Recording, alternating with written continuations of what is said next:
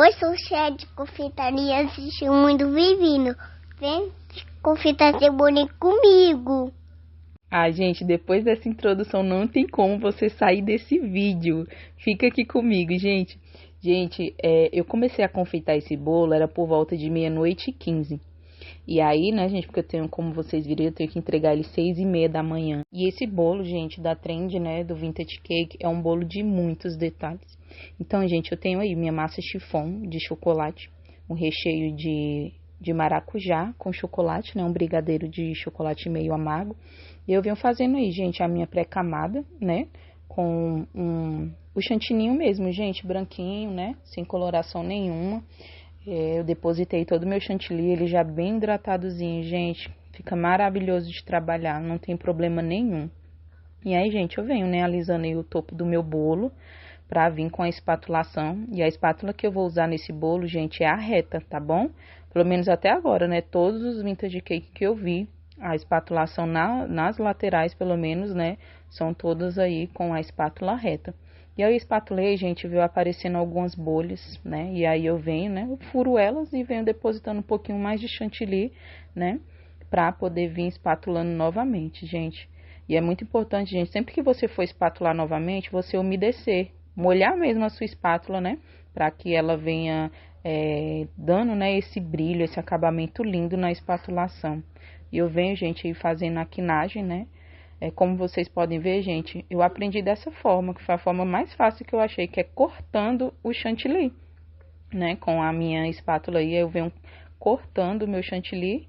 E aí, gente, depois eu venho arrematando essa parte de cima para deixar o mais retinho possível. E aí, gente, eu peguei, né, aí um disco de isopor, cortei aí no diâmetro, gente, da forma de 13 centímetros.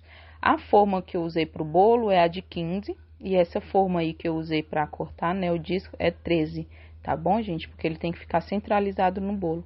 E com pega-balão, gente, eu venho furando aí esse disco e eu vou te falar, gente, eu já fiz o vintage cake com o acetato nessa partezinha e gostei bem mais de trabalhar com o isopor. Achei muito mais fácil de furar.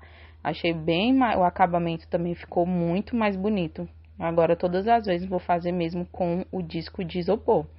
E aí, gente, eu venho, né, com o bico 1M da Wilton, fazendo esse efeito, né, de ondas, que é tão comum, né, que não tem muito mistério, gente.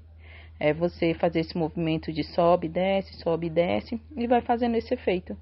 E aí, gente, eu faço na parte de cima, né, e no rodapé do meu bolo. Faço por toda a circunferência do meu bolo. E aí, gente, também com o outro bico que eu vou usar, ele parece muito o 6B da Mago. Porém, ele é de um kit que eu comprei que não veio o marco, foi como daqueles kits avulso, né? E aí, mas ele parece muito o 6B, ele tem o mesmo efeito, só que ele é um pouquinho menor, tá bom? Que aí se você for procurar para comprar, para tentar fazer a mesma coisa, tenha em mente que é muito parecido com o bico 6B da Mago, tá bom? E aí eu venho, gente, fazendo por toda a circunferência do meu bolo, né? O de cima eu faço abaixo do bico 1M e o de baixo eu faço acima do trabalho de bico da 1M. E aí, gente, com um pozinho, né, perolado, eu venho borrifando por todo o meu bolo, gente, porque eu amo, gente, colocar o perolado por cima aí do bolo quando ele é branquinho, porque ele realça muito o brilho do bolo, fica lindo, sensacional. E aí, gente, com um biquinho perlê, eu acho que é o número 2, se eu não me engano, né, eu venho fazendo aí, gente, esse efeito de coraçõezinhos que é tão fácil, gente, olha só, até virei, né, eu tava fazendo do outro lado. Fui pro outro lado aí pra mostrar pra vocês o tanto que ele é fácil. Gente, essa parte não tem mistério, é muito gostosa de fazer. A parte, gente, que, olha, eu vou te falar, mais demorada da vida é pintar coração por coração desse bolo. O sonho de toda confeiteira, gente, era conseguir fazer decoração com a mesma velocidade que a gente consegue fazer editando um vídeo. No vídeo parece ser tão rápido, mas, gente, espatulação, a pré-camada, espatulação, o efeito de bico, eu demorei mais ou menos 20 minutos para fazer. Agora, pintar esse bolo, gente do céu, foi quase 1 hora para pintar cada um. Porque, gente, é um trabalho muito minucioso, é um trabalho minimalista mesmo que a gente faz. né? Então, assim, pelo vídeo parece, nossa, foi rapidão. Não, gente. Na verdade, quase demorou o triplo da hora dos minutos que eu usei para fazer todo o restante antes do coraçãozinho. Então, aí você já consegue ter uma média do tanto que demora. Mas, assim, gente, quando a gente gosta e ama o que a gente faz, isso vira terapia, gente. É cansativo, principalmente, né? Porque eu estava fazendo esse trabalho de madrugada. E aí, gente, tô terminando, tô não, gente, meu Deus do céu, ainda falta tanto. Porém, vamos lá, né, gente, a gente tá aqui pra isso, vamos terminar continuando, né, gente, com esse trabalho minucioso, coração por coração, e sempre levando em consideração, gente, que o intuito nosso, gente, é a cliente receber esse bolo e ficar completamente satisfeita.